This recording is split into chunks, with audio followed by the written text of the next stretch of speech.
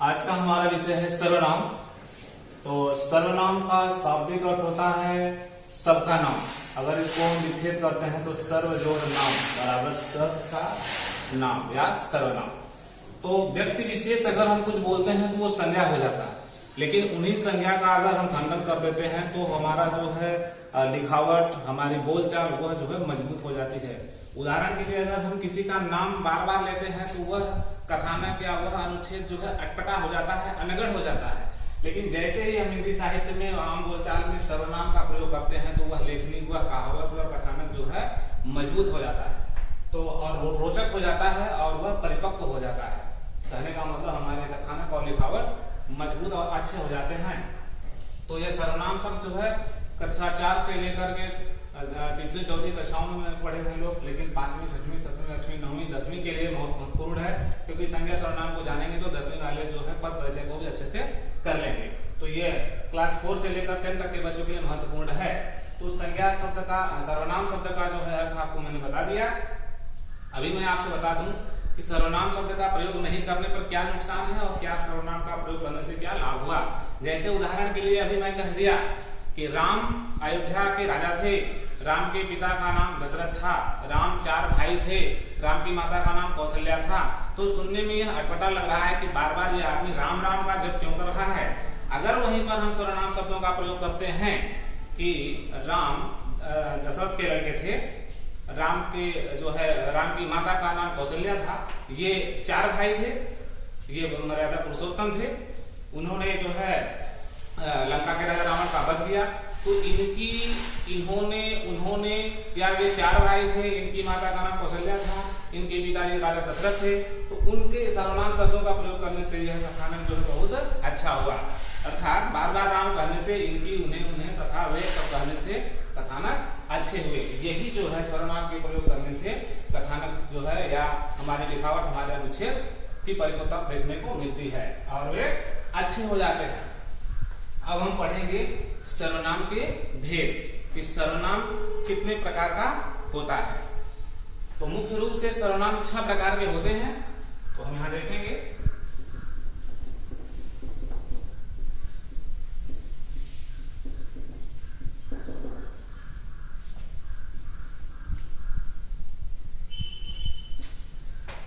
अब भेदों को हम यहां पर दर्शा दे रहे हैं। 1 2 3 4 5 और 6। पहला होता है पुरुषवाचक,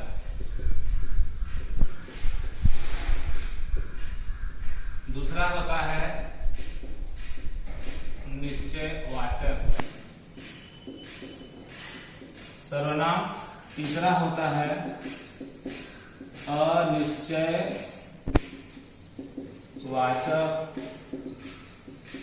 सर्वनाम और चौथा होता है प्रश्नवाचक सर्वनाम, 5वां होता है संबंधवाचक सर्वनाम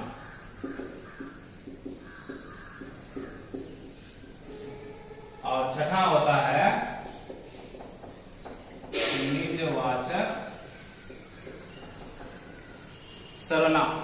तो हमारे हिंदी साहित्य में ये 6 प्रकार के सर्वनाम पढ़े जाते हैं, जाने जाते हैं और माने जाते हैं। आपके सामने मैंने प्रस्तुत कर दिया।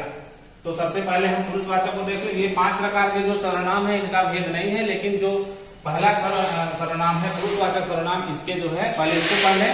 इसके 3 भेद होते हैं, जैसे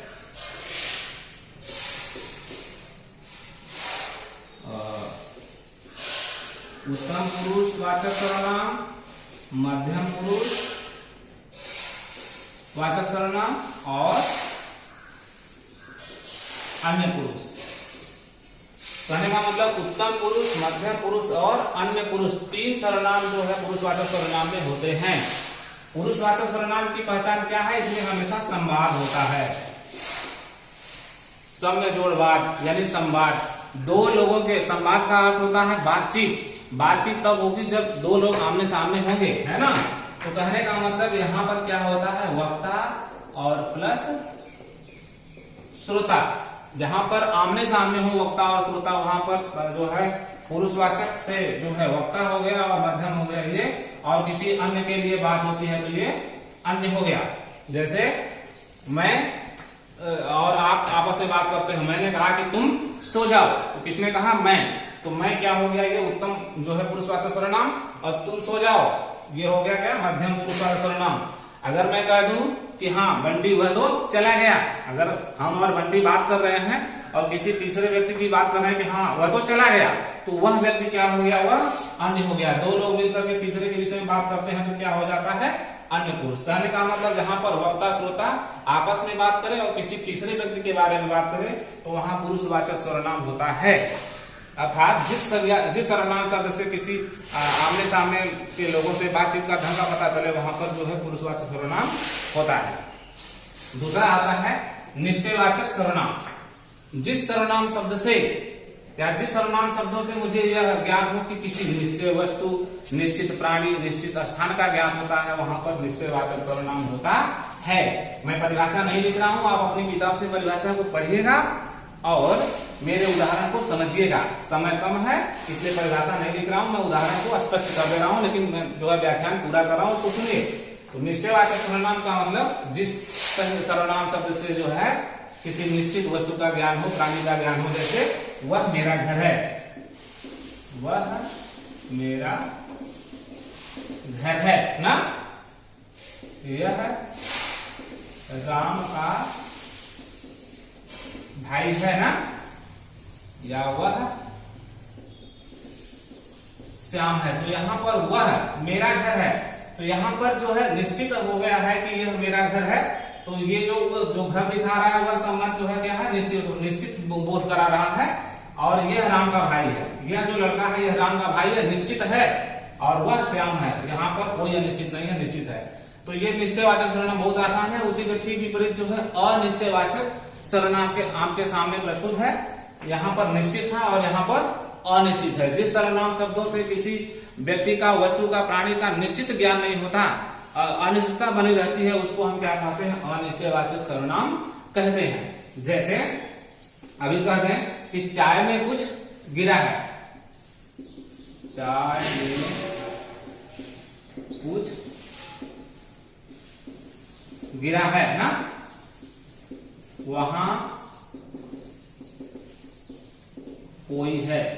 अब यहां मैंने कह दिया कि कुछ गिरा है, क्या गिरा है पता नहीं है, वहां कोई खड़ा है या दरवाजे पर कोई खड़ा है, तो यहाँ पर कुछ कोई है ना। तो ये जो दो शब्द है ये अनिश्चय है, कौन खड़ा है ये नहीं पता है, वहां कोई है। हम अंधेरे में देख करके एहसास करते हैं कि कोई है, या चाय में कुछ गिरा है, दूध में कुछ पड़ा हुआ है। यहाँ पर अनिश्चित वस्तु का बोध हो रहा है, तो यहाँ पर क्या हो गया? अनिश्चयवाचक सर्वनाम हुआ। अब अगला है प्रश्नवाचक सर्वनाम। तो जिस सर्वनाम शब्दों से हमें किसी व्यक्ति का, वस्तु का, प्राणी का देख करके वहां पर प्रश्न खड़ा हो, तो वहां पर जो है प्रश्नवाचक सर्वनाम होता है। जैसे अभी हम कह दें कि तुम कौन हो, है ना, तुम कौन हो, या राम किधर गया,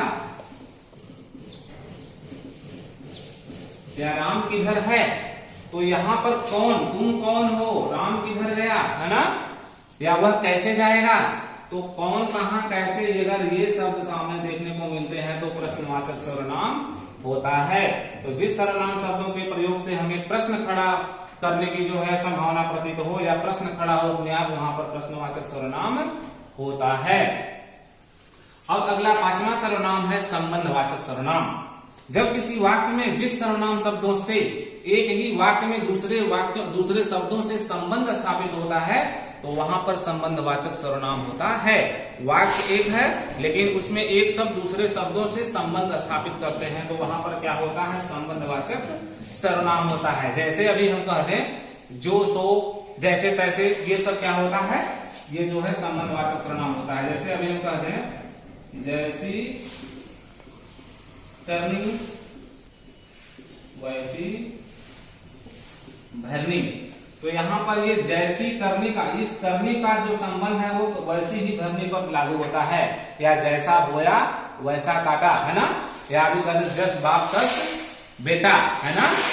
तो जो बोया सो काटा, ऐसे कहते जो बोया सो काटा। तो ये शब्द क्या है, ये जो है संबंधवाचक, इसका संबंध जो है इससे है। जैसा अनाज बोया वैसा फसल काटा, जैसा कर्म किया वैसा फल प्राप्त हुआ। तो ये जो है संबंधवाचक सर्वनाम के उदाहरण स्पष्ट साबित होते हैं।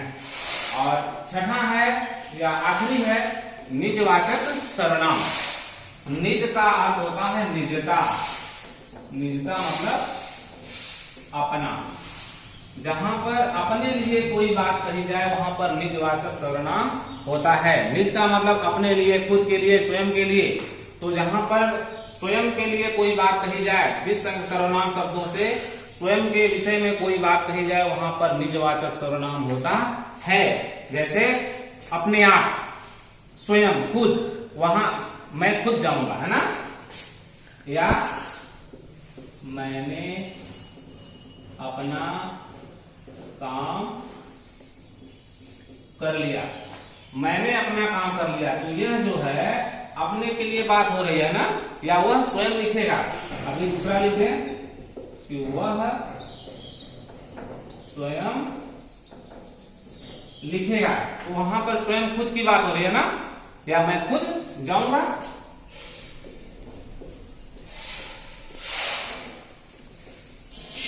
जहां पर अपने लिए बात कही जाए, जिस सर्वनाम शब्दों से खुद के लिए, अपने लिए बात कही जाए वहां पर निजवाचक सर्वनाम होता है। तो कहने का मतलब इस प्रकार से सर्वनाम को हम जान लिए जो सबके लिए बात कही जाती है, और इसके प्रयोग से हमारे कथानक, हमारे अनुच्छेद, हमारी बोलचाल यह अनगढ़ नहीं रहती, बल्कि यह सरल और सजीव और मजबूत हो जाती है। और ऐसे में जो है हमारे रिकॉर्ड हिंदी साहित्य में सर्वनाम के द्वारा अच्छी मानी जाती है। 6 प्रकार के होते हैं। पहला पुरुषवाचक, पुरुषवाचक में उत्तम, मध्यम और अन्य 3 होते हैं। तो यहाँ पर इसको कैसे समझ लेते हैं, मैं, तुम और वह से। यह जो है उत्तम हो गया, और यह मध्यम हो गया, और यह जो है अन्य हो गया। मुझे उम्मीद है कि ये सर्वनाम सब आपको समझ में आ गया होगा। बाकी कालांश आपको हम अगले चैप्टर में, अगले कालांश में बताएंगे। अधिक जानकारी के लिए पंकज दुबे साहित्य यूट्यूब चैनल को देखिए। तब तक के लिए धन्यवाद।